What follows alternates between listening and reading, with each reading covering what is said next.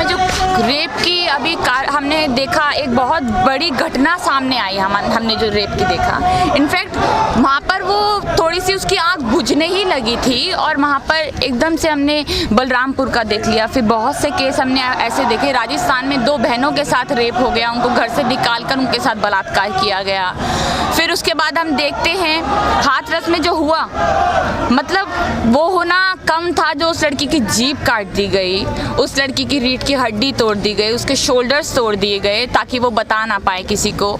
उन्होंने उसको मारा नहीं, उसको तड़पा के मारा गया। 15 दिन तक वो हॉस्पिटल में तिल तिल करके मरती रही। उसके बाद जब उसकी डेथ हो जाती है, जब उसको कोई इंसाफ नहीं मिल पाता है, उसको पता ही नहीं चलता है हमारी, क्योंकि मीडिया, गोदी मीडिया नहीं दिखाता है उसको, जब किसी को पता ही नहीं चलता है कि हाँ आखिर ऐसा भी किसी बच्चे के साथ हुआ है हाथरस में इसलिए क्योंकि वो यूपी में आता है। यूपी में किसकी सरकार है वो हमें मालूम है, और यूपी में उस सरकार के होने की वजह से गुंडा राज बहुत ज़्यादा बढ़ गया है। ये हमने साफ साफ वहाँ पर देखने को मिलता है। तो वहाँ पर जब लड़की के साथ बलात्कार हुआ, सोशल मीडिया पे जब ये खबर फैलने लगी, सोशल मीडिया पे खबर फैलने के बाद मीडिया को ये याद आया कि हाँ चलो 15 दिन बाद वो लड़की मर गई है तो अब उसको थोड़ा बहुत दिखा देते हैं।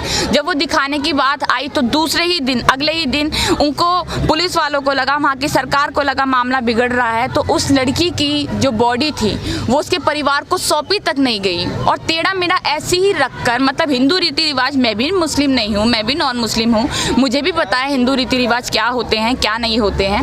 हिंदू रीति रिवाज के हिसाब से रात को अंतिम संस्कार, कहीं किसी किताब में नहीं लिखा कि अंतिम संस्कार रात को किया जाए। 2-3 बजे आप उसका अंतिम संस्कार कर देते हैं और उसके बाद डीएम जाकर उन्हीं के लोगों से वहाँ पर बोलता है, उनकी भाभी से बोलता है वहाँ पे कि अपना बयान बदल लो, और अगर कोरोना से तुम्हारी लड़की मरी होती तो क्या उसको इतना जो मुआवजा मिल रहा है वो मिल गया होता। उसको बयान बदलने के लिए मजबूर कर रहा है। तो हमारे भारत में अगर किसी लड़की के साथ रेप होगा तो उसको चुप कराया जाएगा, उसके परिवार को चुप कराया जाएगा, उनको धमकाया जाएगा कि अगर आप प्यार से मान जाओ नहीं तो तुम्हारे साथ भी वही होगा जो खानदान के साथ, और तुम्हारी बेटी के साथ हुआ, तुम्हारी बच्ची के साथ हुआ। तो मुझे लगता है भारत की ऐसी घटना देखते हुए या फिर भारत में ऐसी जो हिंसा हो रही है लड़कियों के साथ देखकर बहुत शर्म आती है। और इनफैक्ट कई बार, मैं सोशल एक्टिविस्ट हूँ, बहुत मजबूत हूँ, आज अकेले आके बैठी थी, सब लोगों ने मेरा साथ दिया, जुड़े मेरे साथ, पर मुझे आज इस बात का भी डर है। देखिए कहते हैं ना मेंटेलिटी, आज ये मेरे साथ एकदम बोले कि हाथरस का प्रशासन है वो कह रहा है ना लड़की के साथ गैंग रेप हुआ है, ना उसकी जीभ काटी गई है, ना उसकी हड्डियां तोड़ी गई हैं। अच्छा, तो मतलब लोग अंधे हैं, लोगों को कुछ दिख ही नहीं रहा। इनफैक्ट जो लड़की है उसके बयान, जो मनीषा वाल्मीकि लड़की है वहाँ पे, उसके बयान अगर हम देखें, उन्होंने तो खुद कहा कि मेरे साथ इस तरह से रेप हुआ और लड़कों का नाम लिया, एक पर्टिकुलर जाति कास्ट का अगर हम बोले तो वहाँ पर नाम लिया गया वहाँ पर। तो देखिए आज मैं बोल सकती हूँ काफ़ी कुछ, पर मैं ये सोच रही हूँ कि आज जो रेप का हम देख रहे हैं तो मैं किसी को आज जाति के साथ या धर्म के साथ नहीं जोड़ूंगी। यहाँ पर एक लड़की का, एक बच्ची का रेप हुआ है, चाहे वो किसी भी जाति वाले ने किया होता, किसी भी धर्म वाले ने किया होता, पर बुरी बात यह है कि जब किसी भी जाति वाला, यानी ठाकुर जो लोग वहाँ पर रेप किया है 4 लड़कों ने, जब बुरा लगता है जब उनका पूरा समाज उनके खिलाफ नहीं उनके साथ खड़ा होता है और ये बोलता है कि हमारे लड़कों ने रेप नहीं किया। तो मतलब अब रेप ये भी देखकर किया जाएगा कि कौन दलित है तो उसका रेप किया जाए, हम ठाकुर हैं तो उस लड़की का रेप कर देंगे और हमारे पीछे पूरी सरकार है, पूरे लोग हैं। तो ये देखकर बहुत तकलीफ होती है और डर भी लगता है कि कल को हम बाहर जा रहे हैं और इस सरकार के या फिर किसी भी लोगों के खिलाफ बोल रहे हैं तो कल को हमारे साथ, मैं सोशल एक्टिविस्ट हूँ, मेरे पेज पर रोज लगातार मुझे धमकियाँ आती हैं, तेरा रेप कर देंगे, तेरा ये कर देंगे, तेरा वो कर देंगे, बहुत बुरी तरह से लोग बोलते हैं। तो इस तरह की धमकियों का कोई एक्शन नहीं होता। मैंने कई बार पुलिस में कंप्लेंट की, अपने थाने में कंप्लेंट की, महिला आयोग में कंप्लेंट की, यहाँ तक कि यूपी पुलिस में, मैं दिल्ली से हूँ, यूपी पुलिस में भी मैंने कंप्लेंट की क्योंकि वो लड़का यूपी का था, पर उसका फिर भी कुछ नहीं हुआ। तो देखकर या सोचकर डर लगता है, अपनी आवाज़ उठाते हुए डर लगता है कि अगर कल को हमारे साथ कुछ हो गया तो कौन आएगा, कोई हमें बचाने वाला नहीं आएगा। तो इसीलिए मैं आज यहाँ पर बैठी हूँ ताकि आज हम किसी के लिए आवाज़ उठा सके, ताकि हमारे कभी भी ऊपर वाला ना करे कभी कुछ ऐसा हो, अगर हो तो हमारे साथ लोग खड़े हो सके। हाथरस के जो डीएम है वो कह रहे हैं कि ये मीडिया तो 1-2 दिन रहेगी, मैं तो तुम्हारे हमेशा साथ रहूंगा। कैसे देखते, क्या वो धमकाने की कोशिश कर रहे हैं परिवार? बिल्कुल धमकाने की कोशिश हो रही है। वहाँ पर साफ साफ उसने बोला कि अपने बयान बदल लो। तो हमें पुलिस प्रशासन पता है, इनफैक्ट जो अभी एक मतलब पार्टी के जो नेता लोग थे, मतलब एक छोटे मोटे नेता नहीं, बहुत बड़े नेता जो अगर हम कह ले, जिनके जो आज तक राजनीति में शुरू से चलते आ रहे हैं, उनको धक्का दिया गया, उनको गिराया गया, उनको उनके ऊपर हाथ उठाया गया।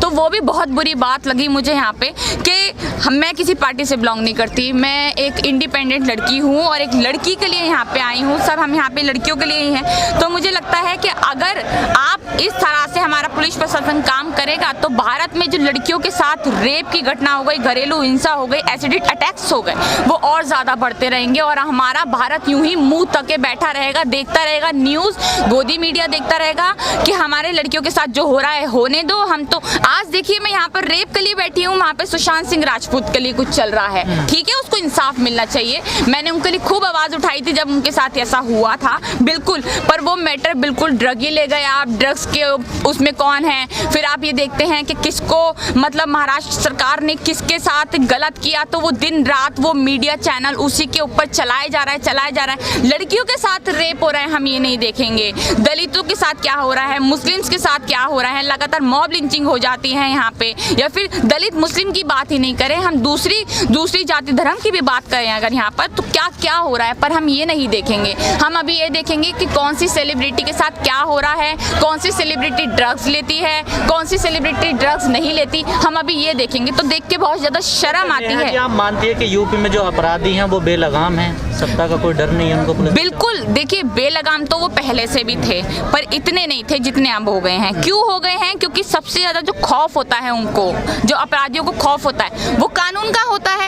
पर कानून में, या फिर हमारे कानून में नहीं कह ले, हमारी सरकार में ही जब बलात्कारी लोग बैठेंगे तो वो डरेंगे किससे? उनको पता है कि जब सरकार में हम स्वामी चिन्मयानंद की बात करें, सेंगर की बात करें, या फिर बहुत से ऐसे नेता जो संसद में बैठकर एक अश्लील मूवीज देखते हैं, या फिर बहुत कुछ, अगर मैं ऐसा, मतलब अभी मैं बोल नहीं सकती हूँ, काफ़ी कुछ ऐसी चीज़ें होती हैं अगर हम देखें तो ये देखकर बहुत ज़्यादा दिल को धक्का पहुँचता है कि जब हमारे लोग, अभी थोड़े टाइम पहले इन्होंने एक कानून बनाया, उसके ऊपर इन्होंने राजनीति खेली, अपने हिंदू मुसलमान के ऊपर राजनीति खेली, दंगे करा दिए हमारी दिल्ली में, जिसमें आज तक दंगे नहीं हुए, वहाँ पे दंगे करा दिए। तो अगर आप इस तरह की राजनीति करते रहे तो यहाँ पर अभी देखिए सुशांत सिंह राजपूत कह रहे हैं कि किसी को छोड़ा नहीं जाएगा, जितने भी अपराधी हैं छोड़ा नहीं जाएगा। अच्छा, आप छोड़ने की बात मत करिए, आप ये बताइए कि जो आपकी पार्टी में जो नेता लोग थे, जिनके ऊपर रेप का केस था, आपने कितनों को सजा दिलवाई?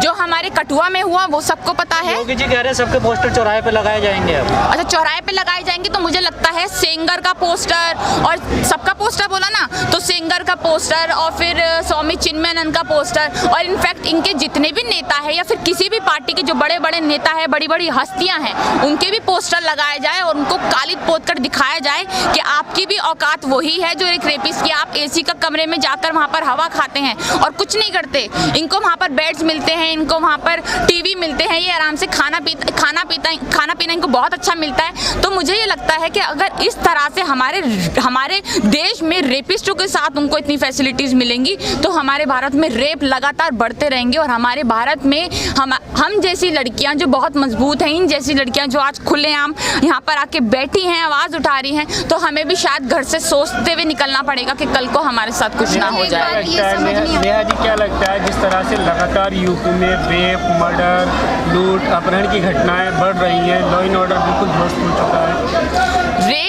की बात करें हम, या फिर मर्डर्स की बात करें, या फिर इस तरह की घटनाएं की बात करें, तो हमारे, देखिए, हमारा सबसे मेन होता है कानून व्यवस्था। आप कानून व्यवस्था को इस तरह से तोड़ मरोड़ देंगे या फिर कानून व्यवस्था इस तरह से काम नहीं करेगी तो लोग तो अपराध करेंगे ही। हमारी कानून व्यवस्था निठल्ली हो चुकी है, बिल्कुल कुछ नहीं कर रही है, और खासकर हमारे कानून के ऊपर जो हमारा सबसे ऊपर हाथ होता है वो होता है सरकार का। और सरकार किसी भी तरह की छूट देगी अगर अपराधियों को या फिर ऐसे लोगों को जो मर्डर कर रहे हैं, रेप कर रहे हैं, अगर उनके साथ हमारा तबका एक कोई भी, जैसे ठाकुरों ने यहाँ पर 4 लड़के थे, वो ठाकुर थे, उनका पूरा तबका आ गया उनके साथ, ठाकुर तबका, कि हमारे लड़कों ने रेप नहीं किया, जबकि उस लड़की के बयान भी दिए गए, उस लड़की ने बयान में बताया भी, कह रहा है कि बेगुनाह है वो लोग। बेगुनाह है वो लोग। तो रेप किया किसने था फिर? तो जो रेप हुआ वो झूठ था, वो लड़की मरी कैसे? उस लड़की वो मर के चली गई, आज उसके लिए कोई आवाज़ नहीं उठा रहा। आज भी हम देख रहे हैं कि लोग सुशांत सिंह राजपूत के लिए, सेलिब्रिटीज़ के लिए आवाज़ उठा रहे हैं, तो बहुत शर्म की बात है। ये हमारे भारत पे एक तरीके से काला धब्बा लगा रहे हैं ये लोग, जो ऐसी चीज़ों को उठा रहे हैं और रेप विक्टिम्स की आवाज़ नहीं उठा रहे, रेप जिन लड़कियों के साथ हो गया उनकी आवाज़ नहीं उठा रहे, हमारे भारत की लड़कियों की आवाज़ नहीं उठा रहे हैं। मैडम, डीएम साहब तो धमकी देते दिख रहे हैं उनके घर वाले को, वीडियो वायरल हो रहा है, इस पर क्या कहना है? बिल्कुल, मैंने अभी उसी पे बताया कि जो डीएम है वो तो पूरा हमें पता है। देखिए, मैं या फिर हम यहाँ पर जो लोग बैठे हैं, हम कोई अनपढ़ लोग नहीं हैं, हम कोई ऐसे लोग नहीं हैं जिनको पता ना हो कि हमारे भारत में क्या हो रहा है, कौन करवा रहा है। डीएम ने क्यों बोला? हमारी कानून व्यवस्था पहले तो ऐसी नहीं थी, क्यों 6 साल में वो इतनी बदल गई? क्यों 6 साल में उन्होंने ऐसा रूप ले लिया अपना? क्यों अपराधी इस तरह से घूमने लगे? क्यों? क्योंकि पता है कि सरकार का ऊपर हाथ है, सरकार हमें बचा लेगी, और डीएम के पास ऑर्डर्स होते हैं ऊपर से, वो उनसे जो बुलवाया जाएगा वो ही बोलेंगे। लड़की को जो जला दिया गया, उसका अंतिम संस्कार कर दिया गया इतनी बुरी तरीके से, उसको माँ बाप को सौंपा नहीं गया। वहाँ पर उसकी माँ रो रही थी, बुरी तरह चिल्ला रही थी कि मेरी बेटी मुझे दे दो, उनकी बेटी उनको नहीं दी गई वहाँ पर, और लोग मुंह ताक रहे हैं वहाँ पर, उनको मतलब छावनी बना दी गई एक बच्ची के लिए। सहमति से मतलब अंतिम संस्कार किया गया है? नहीं सर। सहमति से अंतिम संस्कार उसकी भाभी ने पूरा वो दिया है। हाँ, उसकी भाभी ने पूरा बयान में दिया है, उसके भाई ने बयान में दिया है। उसके भाई को कल ही मीडिया पे बुला के पूछा गया था, तो उनके भाई ने यही कहा कि हमसे कोई भी इस तरह की बात नहीं हुई, और हमारे यहाँ तो आप फोटो भी देख सकते हैं कि उनकी माँ बुरी तरह से रो रही थी, आपकी हमारी बेटी हमें दे दो, पर बेटी नहीं दी गई। तो कोई सहमति से नहीं हुआ, बिल्कुल साफ यहाँ पे छावनी बनाकर उस लड़की को बस लकड़ियों में डालकर किसी तरह से जलाया गया ताकि उसको खत्म कर दिया जाए, और ये वाला जो केस है वो भी खत्म हो जाए। चलिए।